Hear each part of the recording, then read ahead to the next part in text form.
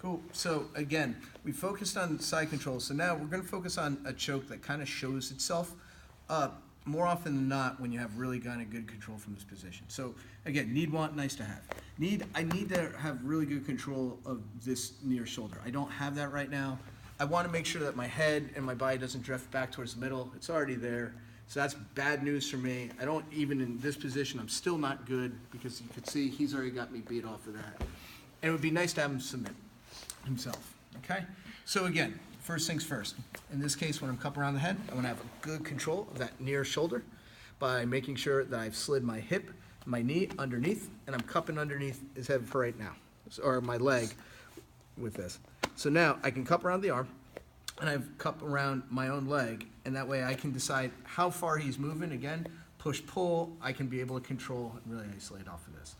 The reason why I want to be able to be here again is that way John needs this arm to be able to escape and do stuff. So my whole thing is to not let him get this back right now. As he's starting to try to defend and upgrade his position, eventually, remember, this arm's away, I can go ahead and start to attack a choke, all right? So what I'm gonna do is take my left hand, you can still defend a little bit, and I'm gonna go ahead and take the back of my hand across his face, okay? I wanna get to the point where I'm extending it all the way. Worst case scenario, let's just start with this in the form of you wanna make sure that you're getting the idea of this right. I wanna separate his head and neck away from his shoulders. That's why my fingers are splayed to extend. I'm going to end up bringing my left elbow, because that's the one on top, closer to my wrist of what's underneath him. And from here, I'm just kind of creating a vise to go down and in, and eventually this will start to catch up, even as he's defending. Okay? So that's first things first.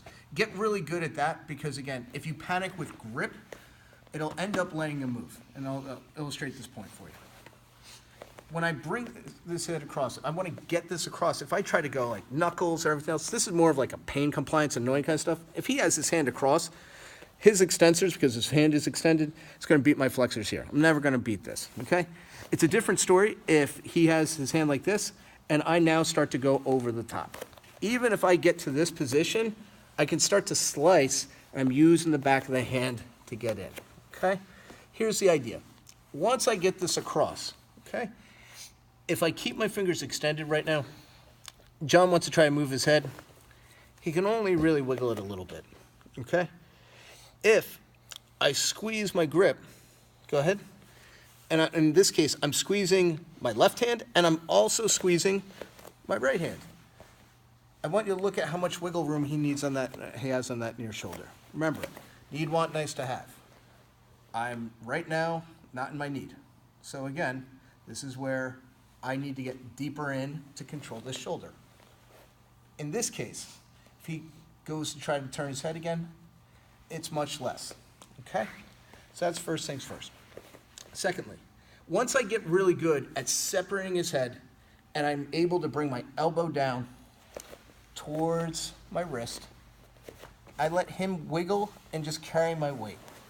If I need to put a little bit more pressure, I use my back leg with my big toe to drive down and in, and then relax. And eventually it catches up. Remember, his head is separated from his shoulders. His head and neck are separated from his shoulders. Once I get good at this, I can go ahead, get this arm across, and now I can make a slight grip with my left hand. Again, I bring my elbow down, he starts defending, but you see that's a lot tighter right off the bat. If I have a really, really tight grip here, my hand underneath my leg has to be less, but it gives him a lot more wiggle room. Remember though, what is it? It's my need. I need to control this shoulder, okay? With that being said, what's gonna happen next is that if he defends and I can't get this arm across, I have this space where I can start to shoot through to my armpit. I'm going to end up doing the same kind of move. But what ends up happening from here is that this is going to shoot through towards my armpit, and then from there I've got my one or two options, okay? I can either go ahead and keep my fingers splayed, like we were saying, to cut off that angle. You'll see that little kind of triangle angle here. Or again, I can make a real tight fist and curl this up. And again, now I'm kind of in flexion. The first thing that I would have you do, just to get used to it, he's defending, and I can't go up and over. So guess what? I shoot in. I'm going to keep my fingers splayed. So right now I'm like palm up, just like grabbing my armpit. I bring my elbow down, again, towards my wrist. Please note that he can wiggle that near shoulder a little bit more. So I need to use my legs to collect that a little bit more. This will not be as fast as a finish. He's going to be able to wiggle a little bit more. You have to ride the wave and just trust it.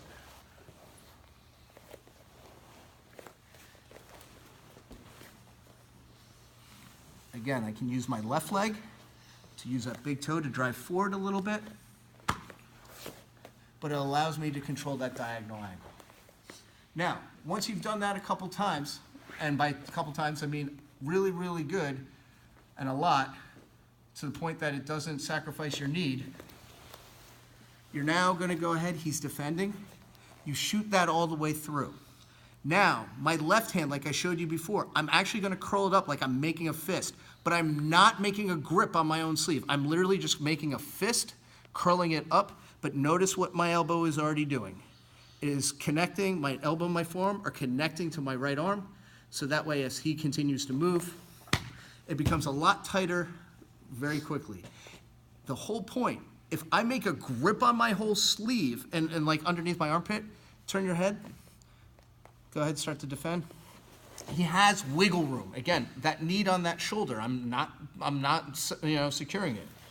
The minute that I take the grip off of my armpit and just flex my wrist, if he wants to try to move that arm,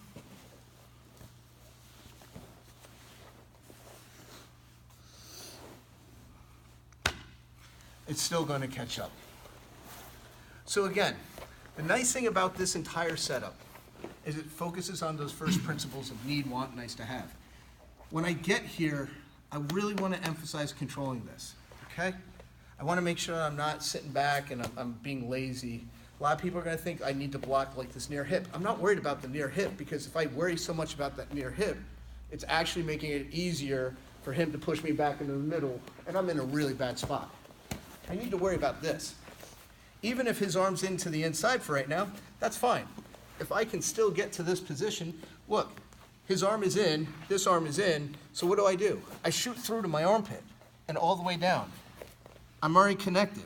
I let him move. You'll notice, though, that that near shoulder is isolated. As he continues to move,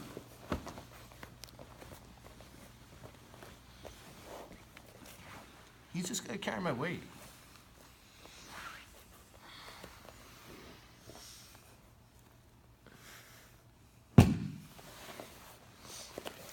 I don't care if it takes you 5 minutes once you get there, or just 5 seconds.